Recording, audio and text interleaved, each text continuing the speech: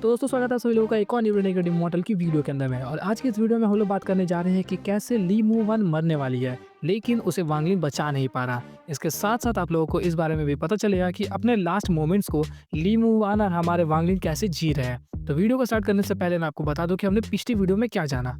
तो हमने अपनी पिछली वीडियो में देखा कि कैसे जान भाई यूनतियान सेट के ऊपर में हमला कर चुका था और वहां पर वांग लिन की एंट्री होती है यूनतियान सेट को बचाने के लिए। फिर उन दोनों के बीच में काफी घमासान फाइट होती है जिसके अंदर में जान भाई मारा जाता है और उसकी बॉडी को वांग लिन ठिकाने लगाने के लिए कहीं पर गायब हो जाता है। और जैसे ही वो वापस से फिर से अपीयर होगा उसके बाद ही हम लोग का वो एपिसोड वहीं पे खत्म हो गया।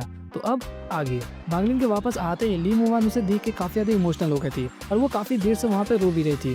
तभी सडनली उसे काफी जोरों की खांसी आती है और वो बेहोश होकर नीचे गिरने लगती है और उसी दौरान वांग लिन उसे पीछे से जाके पकड़ लेता है। पकड़ने के बाद ही उसके बॉडी के सर्टेन स्पॉट्स पे वो टच करता है और अपने हाथों से स्पिरिचुअल एनर्जी को उसकी बॉडी में ट्रांसफर करने लगता है। और उसी दौरान वो ल्यूफी और सॉन्ग किंग को ऑर्डर देने लगता है कि इस पूरे सेट को सील कर दो और इसके अंदर से किसी भी डिसाइपल्स का बाहर जाना अलाउड नहीं है। और ऐसा कहते ही वो ली मू वन को लेकर सीधा ईस्टर्न कोर्टयार्ड की तरफ में उड़ के चला जाता है। वांग लिन के इस ऑर्डर को फॉलो करने के लिए वहाँ पे सभी डिसाइपल्स काफी ज्यादा खुश थे। साथ ही साथ वहाँ पे सॉन्ग किंग और ल्यूफी भी काफी ज्यादा खुश थे क्योंकि वांग लिन ही वो जंग न्यू निकला जो कि उसके यूनतियान सेट को बचा सकता था और अब वो जंग न्यू उसके सेट में वापस आ चुका है। इसी दौरान ल्यूफी और सॉन्ग किंग वो दोनों वांग लिन को फॉलो करने लगते हैं। वो दोनों काफी ज्यादा हाईली रेप्यूटेटेड पूरे यूनतियान सेट में थे लेकिन फिर भी वो लोग उस रूम के अंदर में एंटर नहीं करते बल्कि सिर्फ और सिर्फ दरवाजे के ऊपर में खड़े होकर उन दोनों का वेट कर रहे थे।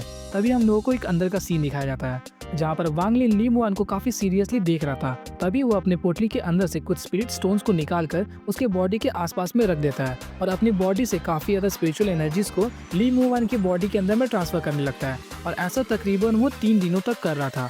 और अगर इस दौरान वांग लिन अगर नैशन सोल रील में होता तो उसकी एनर्जी पूरी तरीके से एग्जॉस्ट हो गई होती, लेकिन अब वो सोल फॉर्मेशन में जा चुका है जिस वजह से उसे यहाँ पर कोई भी प्रॉब्लम्स फेस नहीं करनी पड़ रही थी। और तकरीबन 3 दिन जब बीत चुके थे तब उसी रात को ली मू वन उठ जाती है और वो थोड़ा सा सवाल पूछने के एक्सप्रेशन में वांग लिन की तरफ देखती है और कहती है ब्रदर वांग। तभी वहाँ पे वांग लिन रिप्लाई करता है कि मैं थोड़ी सी स्पिरिचुअल एनर्जी तुम्हारे अंदर ट्रांसफर कर रहा हूँ, साथ ही साथ जल्दी मैं तुम्हें नैशन सोल रील के अंदर में भी ब्रेक थ्रू करने में हेल्प करूंगा। इसे सुनकर ली मू वन वहाँ पे खुश हो जाती है लेकिन वो पूछती है क्या आप मुझे फिर से छोड़ के जाएंगे। तो तभी वहाँ पे वांग लिन रिप्लाई करता है कि मैं कहीं भी नहीं जा रहा। और इसे सुनकर मू वन वहाँ पे काफी ज्यादा खुश हो जाती है और ये हंसी उसके चेहरे पर तकरीबन 100 सालों में कभी भी नहीं आया था और पहली बार वो इतने खुलकर वहाँ पे मुस्कुराई थी। इसके बाद वांग लिन ली मू वन की तरफ देखते हुए कहता है कि तुम्हें अभी आराम करना चाहिए। और इस बात को सुनकर ली मू वन वांग लिन के कंधे पर सर रख के सो जाती है। ली मू वन जैसे ही सोती है तो वांग लिन उसे उठा के बिस्तर पर लिटा देता है और फिर एक कंबल से ढक देता है। उसे ढकने के बाद वो सीधा बाहर आता है और बाहर की तरफ देखता है कि 7 एल्डर्स बैठे हुए थे और वांग लिन को देखते ही वो सभी के सभी वहाँ पे खड़े हो जाते हैं और उसे ग्रीट करते हैं। लेकिन उसी दौरान वांग लिन वहाँ पे पूछता है कि आखिर इन 100 सालों में वानर के साथ में हुआ क्या है, उसकी बॉडी इतनी ज्यादा कमजोर क्यों है। तो इस बात को सुनकर वहाँ पे सभी एल्डर्स थोड़े से डर गए थे। तभी वहाँ पे एक एल्डर सामने आते हैं और कहते हैं कि तकरीबन पिछले 100 सालों में हमारी सेट लीडर 3 बार ट्राई की नैशन सोल के अंदर में ब्रेक थ्रू करने के लिए, लेकिन वो तीनों बार नाकामयाब रही और तीसरी बार तकरीबन वो मरते मरते बची थी। और इसे सुनकर वहाँ पे वांग लिन कुछ भी नहीं कहता, लेकिन तभी वो उस एल्डर की तरफ देखता और कहता है कि तुम्हारा सरनेम लू है ना। जिस बात को सुनकर वहाँ पे लूफी काफी ज्यादा खुश हो जाता है। इसी दौरान वांग लिन फिर से पूछता है क्या वानर ने कभी भी पिल्स का इस्तेमाल नहीं किया। तो वहीं पर लूफी रिप्लाई करता है कि उन्होंने कई सारे पिल्स का इस्तेमाल किया लेकिन उसका अब उसके ऊपर में कोई भी असर नहीं होता। यहीं पर सॉन्ग किंग बताता है कि मू one already core formation reel में कोई भी कल्टीवेटर जितना जीता है उससे ज्यादा जी चुकी है और अगर उनकी लाइफ स्पैन को हम लोग को बढ़ाना है तो उन्हें जल्द से जल्द नैशन सोल के अंदर में ब्रेक थ्रू कराना पड़ेगा और इसके बिना उनको बचा पाना लगभग इम्पॉसिबल है। तभी वांग लिन को ख्याल आता है कि जब वो ली मू वन को हील कर रहा था तब उसकी बॉडी लगभग उसे खाली महसूस हुई और उसके अंदर में सिर्फ और सिर्फ डेडली ऑरा ही उसे महसूस हो रही थी। तभी वांग लिन सभी को ऑर्डर देता है कि तुम सभी यहाँ से जा सकते हो लेकिन जंग न्यू के बारे में कोई भी अफवाह बाहर नहीं जानी चाहिए। तो इस बात को सुनकर सभी लोग वहाँ पे उस बात से सहमत हो जाते हैं और सभी एल्डर्स आपस में डिस्कस कर लेते हैं कि जंग न्यू के रिगार्डिंग कोई भी इंफॉर्मेशन सेट के बाहर लीक नहीं होगी। और इसके लिए उन सभी लोगों ने प्लान बनाया है कि सभी डिसाइपल्स की मेमोरीज को वो लोग इरेज कर देंगे। तकरीबन जब 1 महीना बीत चुका था तब ली मू वन और वांग लिन दोनों बाहर आते हैं और वो दोनों प्लान किए थे कि वो लोग चू डायनेस्टी के अंदर में ट्रैवल करेंगे और इन दोनों के साथ में यूनतियान सेक्ट के 2 और एल्डर्स जा रहे थे जिनमें से एक था ल्यूफी और दूसरा था तीयान। ये दोनों लेट नैशन सोल के कल्टीवेटर्स थे और ये दोनों सिर्फ वांग लिन को इसलिए फॉलो कर रहे थे ताकि वो लोग सोल फॉर्मेशन में ब्रेक थ्रू कर सके और वांग लिन भी इन दोनों को हेल्प करने वाला था। इन दोनों का ये हंसता खेलता सफर वहीं पे स्टार्ट हुआ था और पूरे सफर के दौरान ली मू वन उसके साथ में काफी ज्यादा बातचीत करती थी और हंसती खेलती रहती थी, बिल्कुल एक इनोसेंट वाइफ की तरह।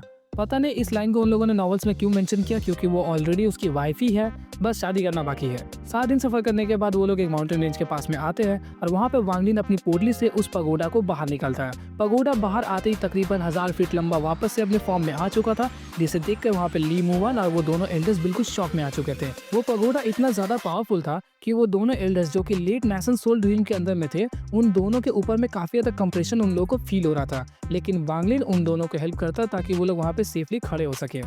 तो इस पगोडा को देख के ली मूवन वहाँ पे इस पगोडा के बारे में पूछती है, तो वहीं पे वांग लिन उससे तिंगर और जोई की पूरी कहानी सुनाता है। और जैसा कि तुम सभी को पता है कि ली मूवन काफी ज्यादा इमोशनल गर्ल है, तो उसे इस कहानी से काफी ज्यादा अटैचमेंट हो जाती है और वो कहती है कि मैं आशा करती हूँ कि इन फ्यूचर जल्द की जोई या तिंगर जल्द ही मिलेंगे और उन लोगों की जो भी इच्छा है वो सभी पूरी हो। इसके बाद ही वांग लिन डिसाइड करता है कि वो एक स्टोन हाउस बनाएगा और इसके अंदर में ली मूवन उसकी हेल्प करने के लिए काफी ज्यादा उत्सुक थी। तो वो दोनों मिलकर उस घर को बनाना स्टार्ट कर देते हैं और जैसे ही वो घर कंप्लीट होता है तो वहाँ पे ली मूवन अपने सर से पसीने को पूछते हुए कहती है कि ये हमारा अब नया घर होने वाला है। और इसको देखकर वहाँ पे वांग लिन काफी ज्यादा इमोशनल हो जाता है और वो सोचने लगता है कि ये लड़की इतनी ज्यादा वीक है लेकिन फिर भी काफी ज्यादा जिद्दी है। इस घर को बनाना मेरे लिए कुछ ज्यादा बड़ी बात नहीं थी और किसी की भी हेल्प की जरूरत नहीं थी, लेकिन फिर भी ये लड़की मेरी मदद करने के लिए आई। इसे लाख मना करने के बावजूद भी इसके जिद के सामने मैं टिक नहीं पाया। इतनी ज्यादा मेहनत करने के बाद ली मूवन वहाँ पे काफी ज्यादा थक चुकी थी, जिस वजह से उस रूम के अंदर में जाके वो सो जाती है और वांग लिन उस कमरे से बाहर आता है और तभी उन दोनों ग्रेट एल्डर्स को अपने पास बुलाता है। उन दोनों ग्रेट एल्डर्स के वहाँ जाते ही वांग लिन उनसे एक सवाल पूछता है कि तुम लोग नेशन सोल ड्रीम के अंदर में कितने सालों से अटके हुए हैं। तो वहीं पे लूफी रिप्लाई करता है कि 132 सालों से। वहीं पे तियान रिप्लाई करता है कि 172 ईयर्स से। तो यहीं पे वांग लिन उन लोगों को बताता है कि तुम लोग गलत रास्ते पर हो, जिसे सुनकर वो लोग वहाँ पे थोड़े से चौंक गए। तभी वहीं पे तियान रिप्लाई करता है कि पूरी चू डायनेस्टी के अंदर में एक भी सोल फॉर्मेशन वाला कल्टीवेटर नहीं है जो कि हमारी हेल्प कर सके, और हम लोगों ने कई सारे बुक्स में भी छान मारा इस बारे में, लेकिन हमें ज्यादा इन्फॉर्मेशन नहीं मिली। तो वहीं पे वांग लिन रिप्लाई करता है कि सोल फॉर्मेशन में जाने के लिए किसी की भी हेल्प की जरूरत नहीं पड़ती, बल्कि खुद की अंडरस्टैंडिंग होती है। और फिलहाल के दौरान तुम लोगों की जो स्पिरिचुअल एनर्जी है वो पूरी तरीके से मेस्ड अप है, जिस वजह से इसे ठीक करने में थोड़ा टाइम लगेगा। और वो उन दोनों को ऑर्डर देता है कि तुम लोग इस पगोडा से तकरीबन 50 किलोमीटर दूर जाओ और वहाँ पे कल्टीवेशन करना स्टार्ट करो, और अपनी कल्टीवेशन से जब तुम 1500 फीट ऊपर चले जाओगे इस पगोडा के, तब तुम वापस यहाँ पर आना।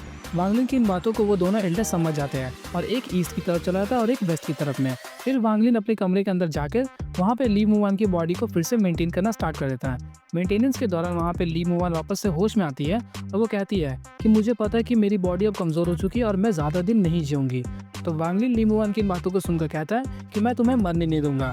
जिसके बाद ली मूवन उसकी तरफ में ऐसे देखती है जैसे शायद से ही किसी ने वांग लिन की तरफ देखा होगा। जिसके बाद वांग लिन भी यहाँ पे थोड़ा सा शर्मा जाता है और अपने नाक को रगड़ते हुए कहता है कि मैंने तुम्हारे लिए कुछ गिफ्ट्स लाए हैं, और उन सभी गिफ्ट्स को निकाल के ली मूवन को दिखाने लगता है। और उसके अंदर में जब वो पील 5 की रेसिपी को देखती है तो ली मूवन यहाँ पे काफी ज्यादा खुश हो जाती है। तो वांग लिन वहीं पे बताता है कि जब तुम्हारे पास फ्री टाइम हो तो तुम अपने फंडेंस का इस्तेमाल करके इन सभी को प्रैक्टिस कर सकती हो। जिसके बाद ली मूवन यहाँ पे काफी ज्यादा खुश थी। इसके बाद ही अचानक से ली मूवन जंग लियू की कहानी के बारे में पूछने लगती है। तो वांग लिन उसे पूरे पिछले 100 सालों में क्या क्या हुआ उन सभी के बारे में बताता है। तभी वहीं पे ली मूवन चिंताजनक चेहरा बना के वो कहती है कि अच्छा हुआ कि रेड बटरफ्लाई को इस बारे में नहीं पता चले, वरना अगर पता चला तो वो जरूर यहाँ पर आके हम लोगों पर हमला कर देगी। अभी वहीं पे वांग लिन रिप्लाई करता है कि मुझे मिड सोल फॉर्मेशन में ब्रेक थ्रू करने के लिए तकरीबन कुछ साल ही बचे हुए हैं, और कुछ सालों बाद जब मैं उस पर पहुंच जाऊंगा तो मेरे 70% चांसेस है कि मैं रेड बटरफ्लाई को हरा दूंगा। जिसे सुनकर ली मूवन वहाँ पे थोड़ा सा रिलैक्स्ड फील करती है। इसके बाद ही जब वो दोनों बातचीत कर रहे थे तब वहीं पे ली मूवन कहती है क्या तुम्हें वो केव याद है जो कि सी ऑफ डेविल्स में था। तो वहाँ पे वांग लिन रिप्लाई करता है हाँ मुझे याद है। तो वो कहती है कि क्यों ना हम फिर से वहीं पे एक बार ट्रैवल करने चले। तो वांग लिन इस बात के लिए मान जाता है। इसके बाद ली मूवन वहाँ पे सो जाती है और वांग लिन बाहर की तरफ आता है और चांद की तरफ देखते हुए सोचता है कि अगर ली मूवन की बॉडी जल्द से जल्द नेशन सोल में ब्रेक थ्रू नहीं करती है तो उसे बचा पाना लगभग इम्पॉसिबल होगा। लेकिन वांग लिन भी ठान के रखा था कि वो उसे बचा के ही मानेगा। और इस मोमेंट के 3 दिनों बाद ही वो सभी डिसाइड करते कि वो लोग सी ऑफ डेविल्स के लिए निकल जाएंगे। So that's all for the video. I hope कि आप लोगों को वीडियो अच्छी लगी होगी, और अगर वीडियो अच्छी लगी हो तो एक लाइक तो बनता ही है। तो और भी ऐसे रहने के इमॉर्टल की नॉवल इंस्पिरेशंस के लिए आप लोग मेरे चैनल को सब्सक्राइब मार सकते हैं।